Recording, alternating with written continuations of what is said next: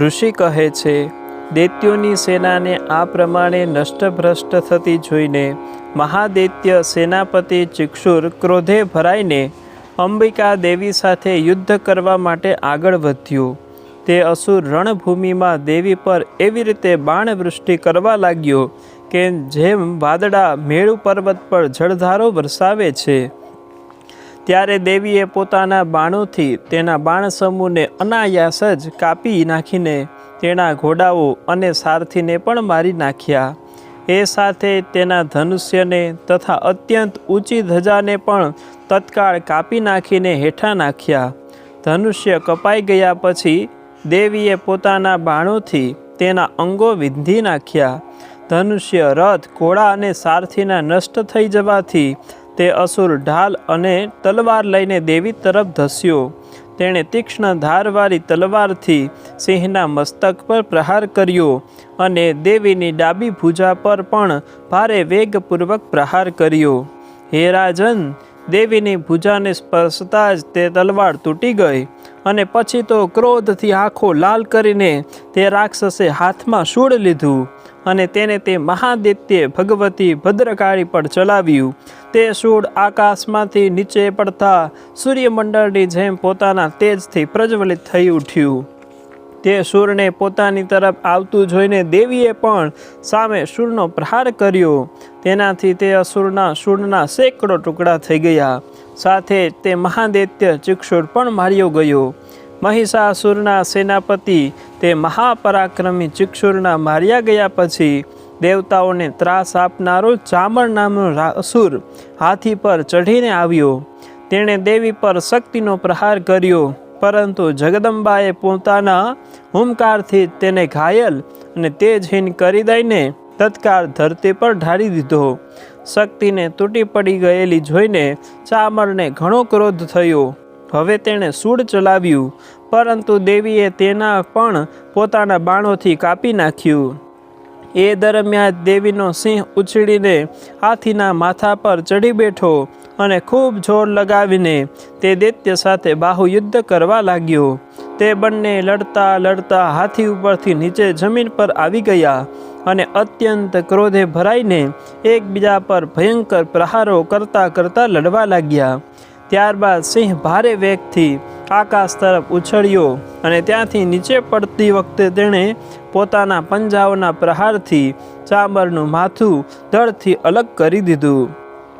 આ જ પ્રમાણે દૈત્ય ઉદગ્ર પણ શિલાઓ, વૃક્ષો વગેરેને માર ખાઈને યુદ્ધભૂમિમાં દેવીના હાથે માર્યો ગયો તથા દૈત્ય કરાલ પણ દાંત, મુક્કા અને થાપટોના પ્રહારોથી ભોય ભેગો થઈ ગયો. ક્રોધે ભલાયેલા દેવીએ ગદાના પ્રહારથી દૈત્ય ઉદ્ધતના પણ ચૂરે ચૂરે કરી નાખ્યા. ભિંદીપાલથી વાસ્કલને અને બાણોથી તામ્ર તથા અંધકને હણી નાખ્યા. 3 નેત્રોવાળા પરમેશ્વરીએ ત્રિશૂળથી ઉગ્રાસ્ય, ઉગ્રવીર્ય તથા મહાહનુ નામના દૈત્યોને મારી નાખ્યા. તલવારના પ્રહારથી વિડાલના માથાને ધડથી કાપીને નીચે નાખ્યું.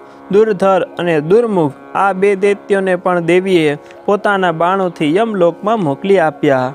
તો આ પ્રમાણે દેવીએ પોતાની સેનાનો સંહાર થતો જોઈને મહિષાસુરે પાડા એટલે કે મહિષનું રૂપ ધારણ કરીને દેવીના ગણોને ત્રાસ આપવાનું શરૂ કર્યું. કેટલાકને માથાથી પ્રહાર કરીને, કેટલાક ઉપર ખરીઓના પ્રહાર કરીને, કોઈને પૂંછડાથી મારીને, કેટલાકને શિંગડાથી ચીરી નાખીને, કેટલાક ગણોને વેગથી, કેટલાકને સિંહ ગર્જનાથી, કેટલાકને ઘુમાવીને તો કેટલાકને નિશ્વાસના ફૂફાડાથી ધરતી પર ઢાળી દીધા. આ પ્રમાણે ગણોની સેનાને ઢાળી દઈને તે અસુર મહાદેવીના સિંહને મારી નાખવા ધસ્યો. આને લીધે જગદંબાને ઘણો ક્રોધ થયો. આ તરફ મહાપરાક્રમી મહિષાસુર પણ ક્રોધે ભરાઈને પોતાની ખરીઓથી જમીન ખોદવા લાગ્યો અને પોતાના શિંગડાથી ઊંચા ઊંચા પર્વતોને ઊંચકીને ફેંકવા માંડ્યો અને બરાડવા લાગ્યો. તે વેગપૂર્વક આંટા મારી રહ્યો હતો. તેને કારણે પૃથ્વી વિક્ષુબ્ધ થઈને ફાટવા લાગી. તેના પૂંછડાથી ટકરાઈને સમુદ્ર ચારે બાજુથી પૃથ્વીને ડૂબાડવા લાગ્યો. ફંગોળાતા શિંગડાઓના પ્રહારથી ચીરાઈ જઈને વાદળાઓના ટુકડે ટુકડા થઈ ગયા. તેના શ્વાસના પ્રચંડ વાયુના વેગથી ઉડેલા સેંકડો પર્વતો આકાશમાંથી પડવા લાગ્યા. આ પ્રમાણે ક્રોધે ભરાયેલા તે મહાદૈત્યને પોતાના તરફ આવતો જોઈને દેવી ચંડિકાએ તેનો વધ કરવા માટે ભયંકર ક્રોધ કર્યો. તેમણે પાસ ફેંકીને તે મહાન અસુરને પહેલાં તો બાંધી દીધો. તે મહાયુદ્ધમાં બંધાઈ જવાથી તેણે પાડાનું રૂપ ત્યજી દીધું અને તત્કાળ તે સિંહના રૂપમાં પ્રગટ થયો. તે અવસ્થામાં તેનું માથું કાપી નાખવા જગદંબા જેવા તત્પર થયા કે તરત જ તે ખડગધારી મનુષ્યના રૂપમાં દેખાવા લાગ્યો. ત્યારે દેવીએ તરત જ બાણોના વરસાદ વરસાવીને ઢાલ અને ખડગ સહિત તે મનુષ્યને પણ વીંધી નાખ્યો. એટલામાં જ તે મહાન ગજરાજના રૂપમાં ફેરવાઈ ગયો, હાથીના રૂપમાં ફેરવાઈ ગયો તથા પોતાની સૂંઢથી દેવીના મહાન સિંહને ખેંચવા લાગ્યો અને ગરજવા લાગ્યો. ખેંચતી વખતે તેની સૂંઢને દેવીએ ખડગથી કાપી નાખી. ત્યારે તે મહાદૈત્યે ફરીથી પાડાનું શરીર ધારણ કરી લીધું અને પહેલાંની જેમ જ ચરાચર પ્રાણીઓ પદાર્થો સહિતના ત્રણેય લોકોને સંક્ષુબ્ધ કરવા લાગ્યો. ત્યારે ક્રોધે ભરાયેલા જગતજનની વારંવાર ઉત્તમ મધુપાન કરતા આંખો લાલ કરીને હાસ્ય કરવા લાગ્યા. આ તરફ બળ અને પરાક્રમના મદથી છકી ગયેલો તે દૈત્ય ગરજવા લાગ્યો અને પોતાના શિંગડા વડે ચંડિકા ઉપર પર્વતો ફેંકવા લાગ્યો.